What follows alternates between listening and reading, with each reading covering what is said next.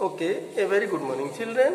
Children, in the previous class, we had completed about everything about exponent and power. Okay, I discussed what is exponent, what are different laws of exponent, then how to express large number in scientific notation or k into 10 to the power n form. That is standard form. And what is usual form? If standard form is given, that means if a number is given in k into 10 to the power n form, how to change it into usual form. So these are the things which we have already discussed in detail in the chapter exponent and power. Then another thing is left. So what is that? It is exponential equation. So what is exponential equation and how to solve exponential equation?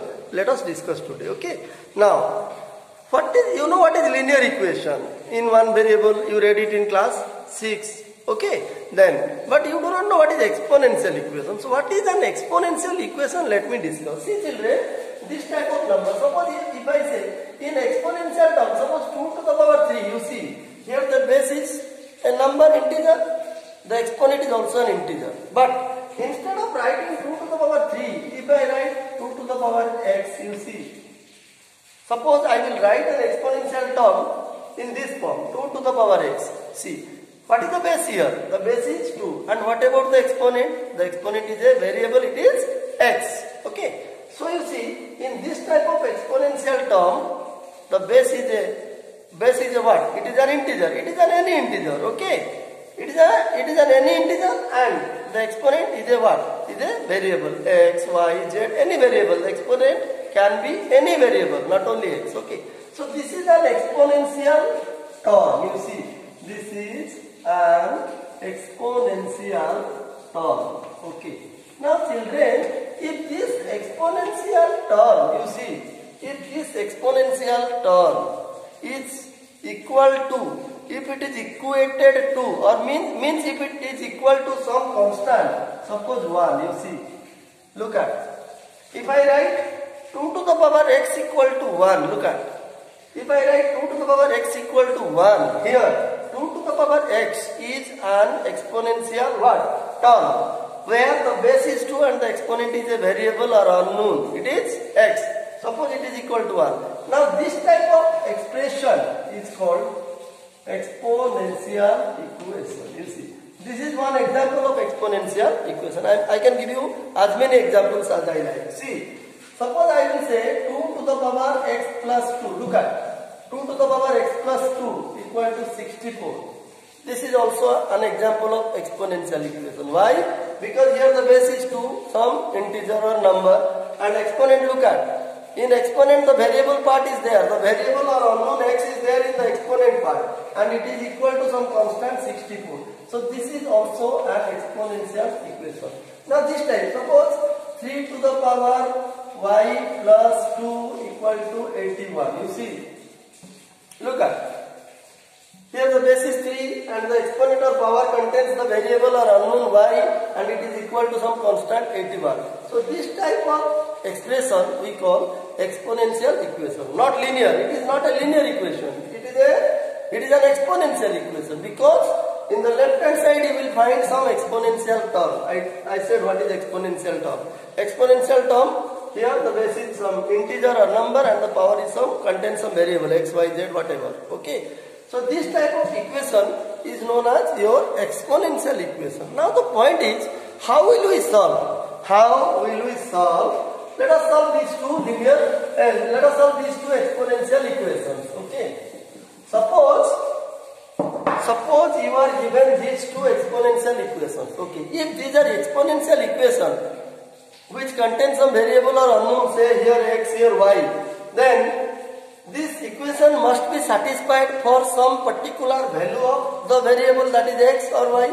That means in the exponential equation, whatever value, whatever variable or unknown is there, it may be x, it may be y, it may be z, it may be any variable. Then that variable must have some value for which this equation will be satisfied. So what is that value? What is that value of the variable or unknown for which this exponential equation or this exponential equation will be satisfied? So that is called the solution of the exponential equation. Now let us solve it. Suppose the question is, you see, Now I will tell you what is the process to solve any exponential equation. How can we solve any exponential equation? What are the steps? I will discuss now through different examples. Let us take this one. Suppose solve 2 to the power x plus 2 equal to 64. See children, let us solve this particular exponential equation. So what is the process? What are the steps? See children, in order to solve any exponential equation, okay, the first step you remember is you have to make the base both sides same. You have to make the base same both the sides. Means you see, this is the left hand side, this is the right hand side. In the left hand side, what is the base here? The base is 2.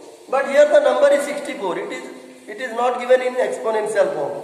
This 64 is not given in exponential form. So what you will do? Your target should be to express this 64 with base 2. Then only the base will be same. That means in the left side the base is 2. In the right side whatever number is given, you have to express it with or as the same base given in the left hand side. That means here it is base 2. So we have to express 6 with base 2. So how to express? In order to know that, you do the factorization, you see. Prime factorization, you see 32. Because you want to express 64, you see. Because you want to express 64 with base 2. So divided by 2 32, divided by 2 16, divided by 2 8, divided by 2 4, divided by 2 2, divided by 2 1. So how many 2 you got? How many 2s you got? You got 6 2s. That means 64 is the product of 6 2s. So definitely in exponential form this 64 will be how much? It will be equal to 2 to the power 6, because 64 is the product of 6 2s. So when we write this number in the exponential form, it will become 2 to the power 6. So what is the second step? Now the second step is the left side will remain same and this 64 will become 2 to the power 6. Children, you can ask me one question here. Sir, this 64 we can also write 4 to the power 3. Yes. This 64 we can write 8 to the power 2. Yes. But if you write 64 as 4 to the power 3 or 8 to the power 2. See, if you write 64 in this form or this form, the base will not be same both the sides. In the left side the base is 2. So right side the base must be expressed as 2. So that means 64 must be expressed with base 2. And when it is expressed with base 2, it will become 2 to the power what? 6. So now you see. That means you made the base same both the sides. Okay, that is the first step of solving any exponential equation. Now see what is the next step. Now when the base is same both the sides, you see. When the base becomes same, both the sides, their power or exponent, this is the exponent and this is the exponent. When the base becomes same, their power or exponent will automatically be equal. That means x plus 2 equal to 6. You see, as the base is same due to both the sides, so this exponent and this exponent will be automatically equal. Now you see children, you got what equation? Now you got a linear equation in one variable and you know how to solve it. Okay, so take 2 to the right hand side. Here it is added, to the right side if it goes, it will be subtracted. See, the answer is 4.